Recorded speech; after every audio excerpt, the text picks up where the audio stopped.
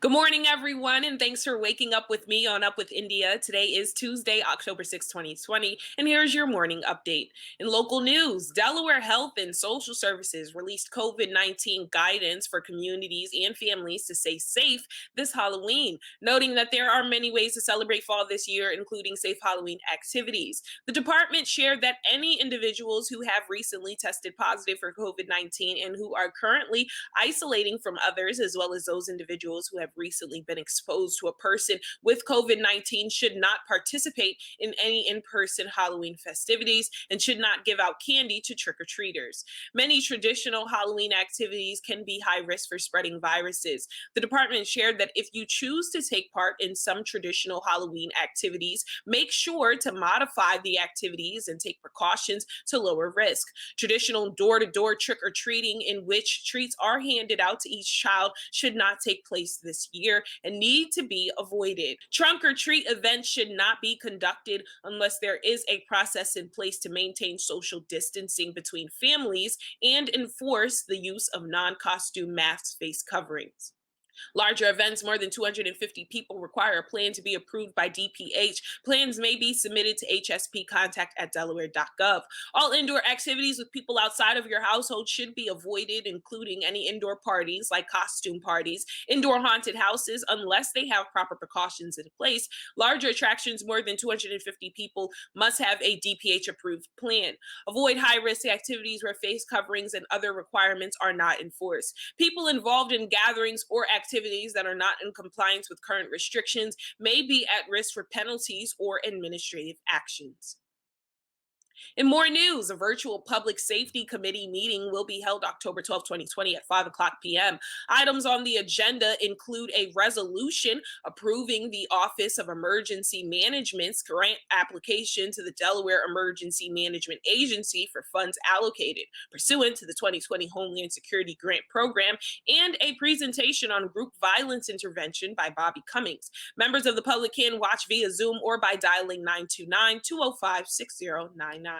In more news, according to WDEL, the Colonial School District will take a slow, phased in approach as they begin transitioning from remote only into a hybrid format. William Penn students will remain remote only through at least the end of the first semester on January 29, 2021. Whether they return to the classrooms for the second semester will be determined before winter break. Families that decline the in person option will have their students continue in the Colonial Virtual Academy. Parents in the Red Clay Consolidated School District face a crucial deadline this Friday, October 9th, when they must determine whether they want to send their children back into the classroom or continue with the remote learning option. More than 1,900 parents have signed a petition saying they want schools to remain closed if an equitable online learning option can exist. They plan to rally outside district offices near Balts Elementary at 2 p.m. today. Education Secretary Susan Bunting is appearing at the governor's weekly coronavirus news conference today at 1:45 p.m., possibly hinting on an announcement on education and school reopenings that could be coming. In more news, the general elections are approaching, and Paul Brewer, research director for the University of Delaware Center for Political Communication, says his research is showing the first state is standing firmly in the blue this election season. There is a big lead for Joe Biden in the presidential race, and an even bigger lead for John Carney in the race for governor, and large leads for Chris Coons and Lisa Blunt Rochester in the U.S. Senate and the U.S. House races as well. 54% of likely voters in Delaware say they'll vote for Joe Biden, while only 33% support Donald Trump, with the 21-point lead being well outside the survey's margin of error. The results of Brewer's polling comes from 976 adult Delawareans, including 911 registered voters and 847 likely voters that polled over 1 week, September 21st to the 27th. In more news, as of September 28th, 28 people incarcerated in Delaware have COVID-19, with only 4 showing symptoms of the virus. 24 of those patients are in the work release program at Plummer Community Correction Center in Wilmington. Since the pandemic started, there have been 520 patients in the DOC that that have recovered from the virus. 11 have died from COVID-19 related causes. According to WHYY, the pandemic and pending flu season have created unique challenges for the Bureau of Community Corrections, which manages those whose sentences allow them to work outside of the prison during the day and return to prison at night. Bureau Chief Marvin Maley said they've stepped up sanitation efforts and reconfigured housing units to further separate incarcerated people from one another. In more news, President Donald Trump walked out the military hospital Monday night, where he has been receiving care for COVID-19, shortly after creating a new controversy by declaring that despite his illness, the nation should not fear the coronavirus, despite the fact that it's killed more than 210,000 Americans. The president's aggressive course of treatment included the steroid dexamethasone in the single dose he was given Friday of an experimental drug from Regeneron Pharmaceuticals Inc. that supplies antibodies to help the immune system fight the virus, and other treatment that he's received. Less than 1 month before Election Day, Vice President Mike Pence returned to the campaign trail moments after Trump announced he would soon leave the hospital. The vice president boarded Air Force Two to fly to Salt Lake City, where he is to face off against Democratic vice presidential nominee Senator Kamala Harris on Wednesday.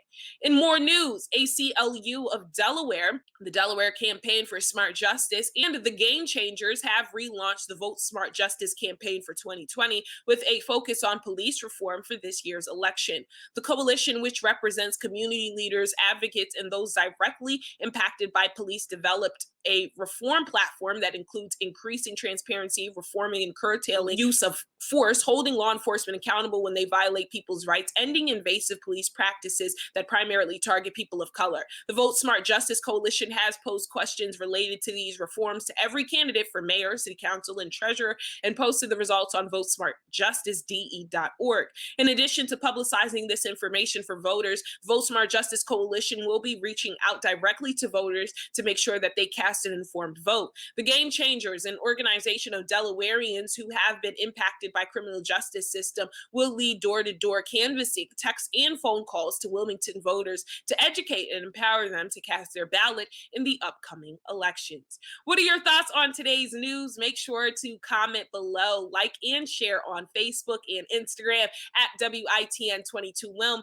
And then tomorrow, join me for a conversation with Delaware State Election Commissioner Albert Albans to discuss what voters can expect in the upcoming general election. Also, what went right and what went wrong in the primaries, and what will be changed to ensure voter safety in the general elections. Thank you so much for watching Up with India. For more news, updates, and information, follow us on social media at WITN22Wilm.